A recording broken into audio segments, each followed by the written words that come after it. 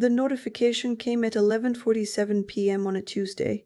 I know the exact time because I had just checked my phone for the third time that hour, waiting on a response from the graduate program coordinator at Northwestern. I was sitting cross-legged on my bed in the apartment I shared with my brother, my laptop open, 3 empty mugs of chamomile tea on the nightstand, and a highlighted copy of my application essay spread across my lap.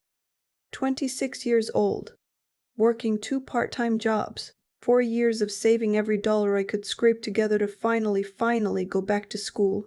The notification wasn't from Northwestern. It was from my bank. Transaction alert, $8,400 transferred out of your account. I stared at the number until it stopped making sense. Then I read it again. Then I did what any person does when their brain refuses to accept something. I opened the app directly, thinking the notification had to be wrong, thinking there had to be a glitch, some automatic payment I'd forgotten, something that would explain why my entire graduate school fund had just disappeared at midnight on a Tuesday. It wasn't a glitch. The transfer had gone through Zelle. The recipient account was one I didn't recognize. The memo line read, "For the equipment." I sat in that silence for a long time. My roommate, my brother Connor, was home. I could hear the television through the wall. Sports highlights, the low murmur of commentary. I could see the light under the door. I didn't knock. Not yet. I pulled up every account I had access to. Our joint household expenses account, untouched. My personal savings, gone. Just that one account, the one I'd never mentioned to anyone except my mother when I opened it 2 years ago and said quietly that I was saving for school. She had nodded and said that was smart. That was the entire conversation. I sat on my bed and I thought about what kind of mistake this could be. I gave myself 10 minutes to believe it was accidental. That's the thing they don't tell you about growing up in a family with a favorite.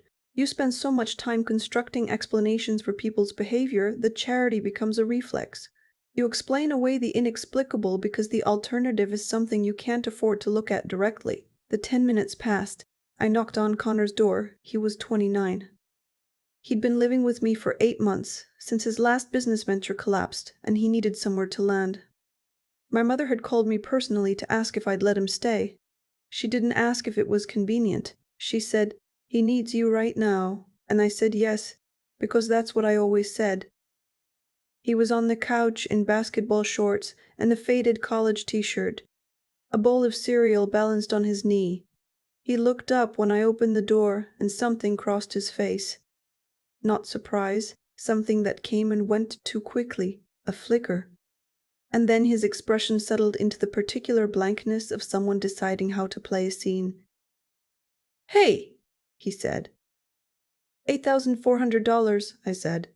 He set down the bowl. The thing about confronting someone you love with something you already know is that you're not really looking for an answer. You're looking for the version of them that doesn't do things like this. You're searching their face for the person you grew up with, the person who taught you to ride a bike in the church parking lot on a Saturday morning, who called you on your birthday every single year without fail, who cried at your college graduation harder than you did. You're looking for that person and hoping the thing you know is wrong. He didn't look like that person. "I was going to pay it back," he said. Those were his first words, not "What are you talking about?" Not "That wasn't me." He went straight to, "I was going to pay it back," which told me everything about how long he'd been rehearsing this conversation in his head. I asked him how he got access to the account. He said Mom had given him my account information. The room got very quiet. I want to be precise about this moment, because it's the one I've returned to most often since. The way the television kept going in the background, the sports score ticking over in the corner of the screen, the way his cereal was getting soggy in the bowl on the cushion next to him, the way he couldn't quite hold eye contact, kept glancing somewhere just past my left ear. My mother had given him my account information. Not just the bank name, not just the routing number in a general sense. She had given him the specific account details of the savings account I had told her, in confidence, was for graduate school. I called her. It was close to midnight. She picked up on the second ring, which means she was awake, which means she was waiting. "Connor needed it for the audio equipment," she said. Her voice was calm. "Certain." The voice she uses when she has already decided how a conversation is going to go. He's building the studio. This is a shot, sweetheart. You know how hard he's been working. I said that was my graduate school money. She said I could save again. I said it had taken me 4 years. She said Connor had been struggling for years too, and sometimes we have to sacrifice for family, and I had always been the responsible one, the one who could figure things out, and Connor needed this right now. And I should understand that. I want to pause here and tell you something that took me a long time to understand about my own family. There is a particular kind of manipulation that doesn't look like manipulation because it's coded in the language of love. You've always been the strong one. You can handle this. Connor needs you. What it actually means is your needs are optional. His needs are structural. Your pain is manageable. His comfort is non-negotiable. It is so normalized over so many years that you absorb it like background noise. You stop noticing it the way you stop noticing the hum of a refrigerator. I had stopped noticing it a long time ago. That night, I noticed it. I told my mother I would be calling the bank in the morning and reporting the transfer as unauthorized. The silence on the other end of the line was sharp and cold. "You would do that to your brother," she said. Not a question. A verdict. I hung up. I did not sleep. I sat at my kitchen table with my laptop and my highlighted essays, and I looked at the life I'd built with such meticulous, exhausting care. The budgets, the spreadsheets, the skipped vacations, and the second-hand furniture and the birthday dinners I'd cooked at home instead of restaurants. And I felt something that wasn't quite sadness. It was closer to clarity. The particular stillness that comes when you finally stop arguing with reality. At 7 a.m., I called the bank. At 9 a.m., I called my father. My parents had been divorced for 11 years. My father lived 40 minutes away in the same suburb where we'd grown up, in a house that still had the basketball hoop in the driveway and the garden my grandmother had planted along the back fence. He and my mother did not speak unless they had to. He knew Connor. He knew the dynamic. He had spent the years since the divorce watching it from a careful distance, choosing his battles, sending birthday cards and calling on Sundays and showing up to every single thing that mattered. He picked up before the second ring. I told him what had happened. He asked one question. "Are you okay?" I said I was. "I'll be there in an hour," he said. He was there in 40 minutes. I need to tell you what my father looks like when he is angry, because most people never see it, because he almost never shows it. He is a quiet man. He speaks carefully. He listens more than he talks. When Connor and I were kids and something went wrong, he was always the one who sat down, folded his hands, and asked questions before he said anything else. My mother's anger was loud and immediate. My father's was something different. It was cold and thorough and absolute, like a door closing. He walked into my apartment, looked at me sitting at the kitchen table, and his face did the thing. The door closed. He didn't say anything to Connor, who was in his room with the door shut. He didn't knock. He didn't raise his voice. He sat across from me at the kitchen table, and I showed him the bank statement and the transfer record and the text messages my mother had sent me after I'd hung up. Messages that had kept coming until 2 a.m., cycling through guilt and justification, and finally a long silence. He read everything. Then he asked to see Connor. Connor came out when my father knocked, and I will give him this. He didn't pretend. He stood in the doorway in yesterday's clothes, and he looked at my father, and he said, "I know." "You know," my father said. "Okay, give me the equipment." Connor blinked. "What?" "Whatever you bought with her money." "The equipment." "All of it. You're going to return it today. You're going to contact the reseller, and you're going to start the return process before noon." "Dad, that's—" "I can't return it. It's been opened. Some of it's been—" "Then you're going to sell it," my father said. "Whatever you can't return, you sell. And the difference comes out of you personally. Not your mother, not a payment plan, not later. You. Before the end of the week." Connor's jaw tightened. "Mom said, I'm not interested in what Mom said." My father's voice didn't rise. It just got quieter, which is somehow worse. "I'm talking to you about what you did to your sister." You had access to her account information because someone who should have protected her handed it to you instead. You used it to take 4 years of her work. I want to know if you understand what that actually means." Connor looked at the floor. "I'm going to ask you one more thing," my father said, "and I need you to tell me the truth." He pulled out his phone. He had it open to an email. He'd asked me to forward it to him that morning before he came over. It was an email I had forwarded without fully understanding why he wanted it. It was from Northwestern, dated 3 weeks ago, a request for a supplementary document, an updated financial statement that was required to finalize my application for need-based aid. I had never received that email, or rather I had received it. It had come to my personal Gmail account, which was linked to my laptop, which Connor had borrowed for 2 weeks back in September when his own computer was being repaired. "Did you delete this?" my father said, "or did you mark it as read and move it to a folder?" The silence in that apartment was absolute. Connor's face went through something complicated and painful. He was 30 years old in that moment, and he looked about 12, and not in an endearing way, in the way of someone who has never had to actually reckon with himself, because there was always someone available to reckon on his behalf. "I moved it," he said, "to a folder. I didn't. I wasn't thinking. I just didn't want her to."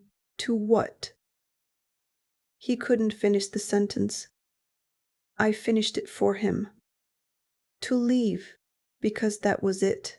That was the whole thing in 2 words. I was the one who cooked dinner 3 nights a week and covered his share of utilities when his freelance work dried up, and drove him to the mechanic and proofread his emails and asked about his projects and listened to his plans.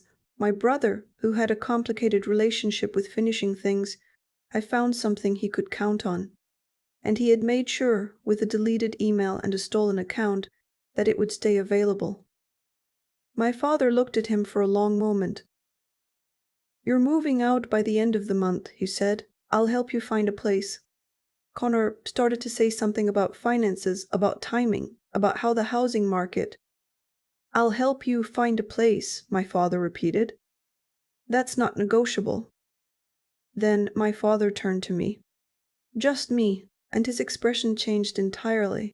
The cold quiet fell away, and he looked tired and sad, and something else. Something that looked a lot like guilt, like a man who knows he should have seen something sooner and has been carrying that privately. "I'm sorry," he said. "You shouldn't have had to manage all of this. That broke something open in me that I hadn't known was closed." I don't know how long I cried. I know my father didn't tell me it was okay or that everything would be fine. He just stayed. He made coffee. He sat at the table and let me fall apart at my own pace, and then he handed me a napkin from the holder by the stove and said, "Tell me what you need for the application." The financial document the program had requested, the one Connor's borrowed laptop had buried in a folder, had a deadline. It had already passed. I told my father this with the particular flat affect of someone delivering news they've already grieved. He asked for the name of the admissions coordinator. I gave it to him. He called, not to argue, not to demand an exception. He called to explain, calmly and specifically, that the application had been compromised in a way that was not his daughter's fault, that she had not received the document request, and that he would like to know whether there was a formal process for requesting a deadline extension under extenuating circumstances. There was. I didn't know that.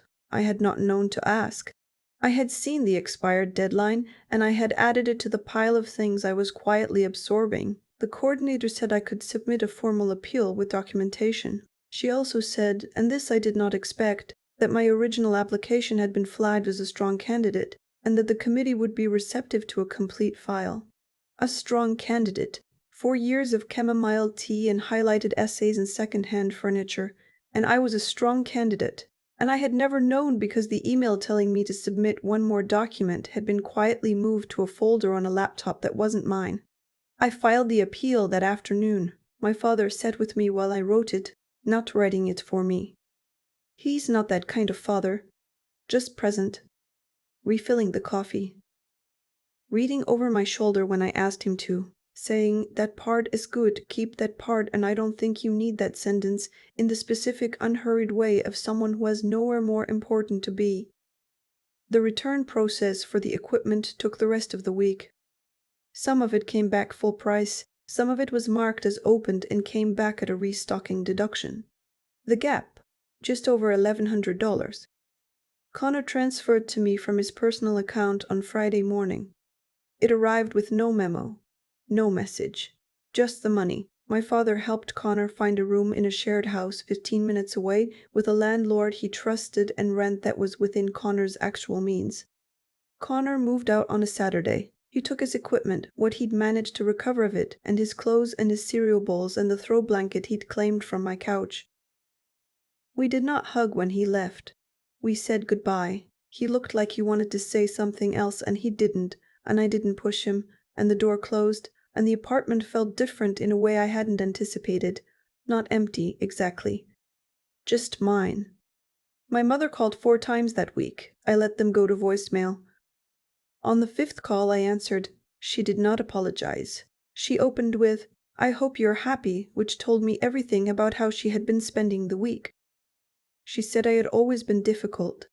She said Connor was sensitive and I had humiliated him. She said my father had no right to interfere in something that was a family matter, as though my father and I were not also family, as though the word family had a particular shape that included some of us and not others depending on what was needed.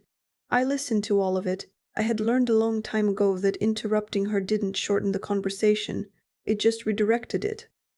When she finished, I said, "I'm going to need some space for a while." She said, "What does that mean?" I said it meant I wasn't going to be available the way I had been, that I was focusing on my application and my work and my own life, and that I hoped she understood, and that I loved her, and that I needed some distance. She hung up. I put my phone face down on the table and I sat in the quiet of my apartment. My apartment, just mine now, and I thought about the person I'd been for the last several years. The one who absorbed things, who made herself available, who treated her own life as though it were flexible and other people's lives as though they were fixed, and organized her choices accordingly. The appeal came through 6 weeks later. I was at work my Tuesday shift at the tutoring center, a group of high school juniors struggling through AP chemistry, when my phone buzzed in my pocket. I finished the problem on the whiteboard. I capped the marker. I waited until I was in the hallway. The email was from the Northwestern Graduate Admissions Office. I had been accepted. Need-based aid, full package, start date in January. I stood in the hallway for a moment. The fluorescent lights, the sound of lockers from somewhere further down the building, the smell of dry erase marker on my fingers. I called my father. He answered on the second ring. I said, "I got in." He exhaled. The long, slow exhale of someone who has been holding something, and then he laughed. It's not a sound I hear from him often. He said, "Of course you did." He came over that night. He brought dinner from the Thai place near his house that I've loved since I was 10 years old, the one with the yellow curry I always order. And we sat at my kitchen table and ate out of the containers and talked for 3 hours. He told me about his own time in graduate school, which I'd never heard in detail before. He told me about being broke and figuring things out, and the particular experience of finally being in a room where you're doing the thing you actually came to do. I told him about all the times I'd talked myself out of applying, the years I'd spent convinced I should wait until things were more settled, until Connor was more stable, until some indefinite future point where the conditions would be more right. I told him I had used a phrase "not the right time" so many times that it started to sound true. He said, "You were always going to get here. You just had some things in the way." I thought about that for a long time afterward. He wasn't wrong. The path was there. The application was strong. The need was documented. All the things I'd built, the years of work, the savings, the preparation, they didn't disappear when they were taken from me. They were just temporarily behind a locked gate, and someone who loved me enough to drive through the hydrangeas, metaphorically speaking, had helped me find another way in. I started at Northwestern in January. The program is everything I thought it would be, and several things I didn't expect. It is hard in ways I wasn't prepared for, and easy in ways that surprise me.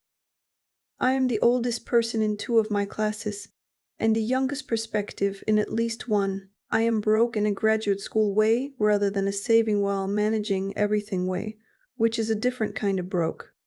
It has a direction. Connor and I have spoken twice since he moved out. Short conversations. Civil. He has not apologized directly. He said once, in a text that I read several times, that he was working on some things. I chose to take that at face value. I don't know what the future of that relationship looks like, and I have made a certain peace with not knowing. My mother and I have found a reduced version of our relationship that is functional and bounded. Holiday calls, some texts, the occasional lunch when enough time has passed that we can sit across from each other without the weight of everything filling up the space between us. It is not what either of us would choose if we were designing from scratch. It is what we have. My father came to my first end-of-semester presentation in December. He sat in the third row in his good jacket with a notepad he'd actually taken notes on. And afterward he shook hands with my advisor and asked 2 questions that my advisor later told me were unusually sharp for a guest. I didn't tell him that. I'm saving it. There's a thing that happens when you've spent years making yourself smaller to fit the shape that's been assigned to you, when you've been the capable one, the flexible one, the one who can figure it out, the one who can wait. At some point, you forget that the shape was assigned. You start to think it's just your shape. It isn't. It took a missing email and a stolen account and a 7 a.m. phone call and a father who drove 40 minutes to sit at my kitchen table. It took all of that to show me that the life I'd been building wasn't gone. It had just been waiting for me to actually move into it. I'm in it now. And that's the only place I plan to be. I've thought a lot about what actually made everything fall apart for Connor that morning. It wasn't my father's anger. My father wasn't angry in any way that showed. It wasn't the equipment return, or the missing money, or even the deleted email. As damning as that was, what unraveled everything was something much simpler. He had made decisions that depended on me never finding out. And I found out. That's the thing about choices that require someone else's ignorance to survive. They're not really choices, they're debts, and debts collect interest whether you're paying attention or not. I don't think my brother is a bad person. I've spent a long time sitting with that, turning it over, making sure I wasn't softening something I should be looking at clearly. I don't think he woke up one morning and decided to hurt me. I think he looked at my savings account the way people look at emergency funds that belong to someone else, as something available, as something that could be borrowed from a person who would understand, who was flexible, who could handle it. I had spent years teaching him that I was that person. I had been so reliable, so quietly present, so willing to absorb whatever needed absorbing, that my own plans had started to look like scenery to him. Background. Adjustable. That's not entirely his fault. I built that. I maintained it. Every time I said yes when I meant no. Every time I rearranged my budget to cover his shortfall. Every time I made my needs sound like preferences and his preferences sound like needs, I was teaching him something. And he learned it. What my father did that day wasn't just show up. He modeled something I hadn't seen applied to my own situation before. The idea that love doesn't mean making yourself endlessly available. It means showing up honestly even when that's inconvenient, even when it requires someone to be uncomfortable, even when the person you love most in that moment is going to be upset with you for it. He didn't protect Connor from the consequences. He helped Connor face them, and then he turned around and helped me face the next step instead of the current wreckage. That's the version of strength I want to carry forward, not the kind that absorbs everything quietly, the kind that stays honest about what's actually happening. The Northwestern acceptance didn't feel like a reward. I want to be clear about that. It didn't feel like the universe settling a score. It felt like the result of 4 years of specific, sustained effort finally landing where it was supposed to, just slightly delayed. And for reasons that had nothing to do with my readiness and everything to do with what had been placed in the way. The causes were there. The outcome followed. That's all. What I understand now that I didn't then is that being capable isn't the same as being responsible for everyone around you. I had confused those two things for a long time. I was capable, so I managed. I was reliable, so I absorbed. I was good at figuring things out, so I became the person everyone counted on to figure things out, including things that weren't mine to solve. I'm still working on the distinction. It doesn't come naturally after years of the other way, but I'm in a program I earned and in an apartment that's mine. With a father who drove 40 minutes on a weekday morning because his daughter called and needed a witness. And I'm building a life that doesn't require anyone else's ignorance to function. That's enough. That's more than enough.